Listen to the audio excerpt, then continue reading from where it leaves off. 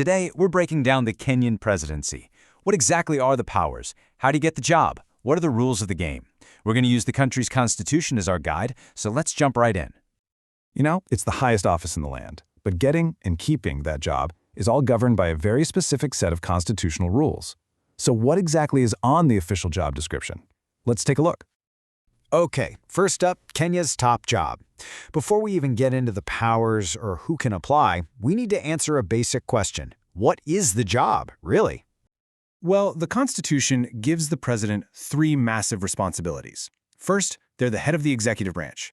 That means they're in charge of the day-to-day running of the country. Second, they're the commander-in-chief of the armed forces. And third, and this is a big one, they are supposed to be a symbol of national unity for everyone. So when you break that down, you get these four key titles. The president is both the head of state and the head of government. They exercise that executive authority we just talked about. They're the commander-in-chief, and they chair the National Security Council. Basically, nothing big happens without them being right in the middle of it. So we know who they are, but what do they actually get to do? Let's get into the specifics of the president's powers. Yeah, a really good way to think about it is that the president is wearing three crucial hats at all times: head of state, head of government, and commander-in-chief. It's a lot to juggle, but it keeps all that responsibility in one place. Now, before they do anything else, before they sign a law or appoint anyone, they have these fundamental non-negotiable duties. They have to protect the Constitution, safeguard the country's independence, promote unity, and make sure human rights are respected. This is job number one. Everything else comes after. And the job actually has a built-in schedule for public accountability. There are these key things the president has to do every single year. They have to address Parliament when it opens, give another big speech at least once a year, and report to the whole nation on how the country is doing. It's all designed to make sure they're not just off doing their own thing without checking in. And this is the day-to-day stuff, right? Appointing key officials, running cabinet meetings, telling different ministries what to focus on. They can even declare a state of emergency. But, and this is a big but, look at that last one. To declare war, they need Parliament to say yes. So there are some serious checks on that power. All right, so that's the job description. Sounds pretty intense, right? Now, how do you actually get the job? Let's look at the application process. So, you think you've got what it takes? Want to be president? Well, hold on. Before you even print a single poster, there's a constitutional checklist you absolutely have to meet. And here it is. You've got to be a citizen by birth. You need a university degree, that's a big one. You have to be qualified to be a member of parliament. You need a party or enough voters to nominate you. Oh, and you can't have sworn allegiance to another country. And crucially, you can't run solo. You have to name your running mate from day one.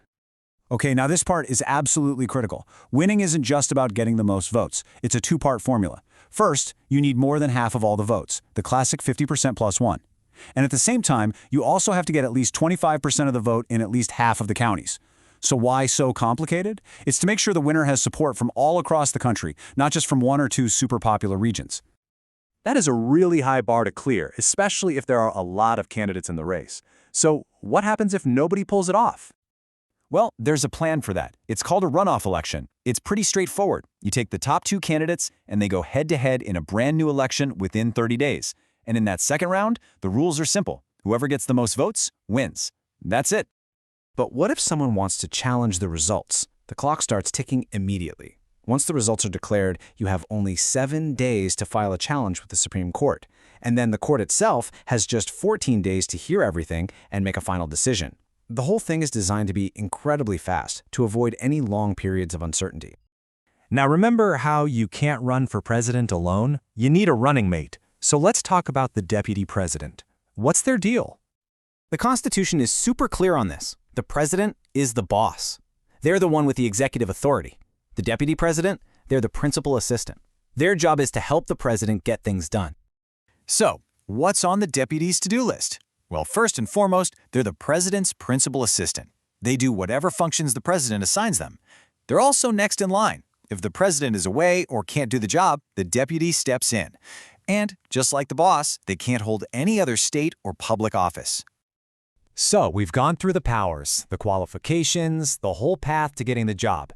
But why are there so many specific rules? Why does it all matter so much? Well, this isn't just some random list of rules. Think of it as a constitutional blueprint. It's a plan for leadership, for accountability, and for making sure that power changes hands peacefully and predictably. It's all about stability. And really, this is the core idea.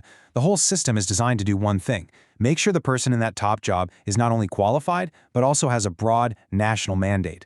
That's why you need the degree. That's why you need to win in so many counties. It's about ensuring the president represents the whole country. So it's a demanding job with a really complex path to power. And this whole constitutional blueprint is there to guide it.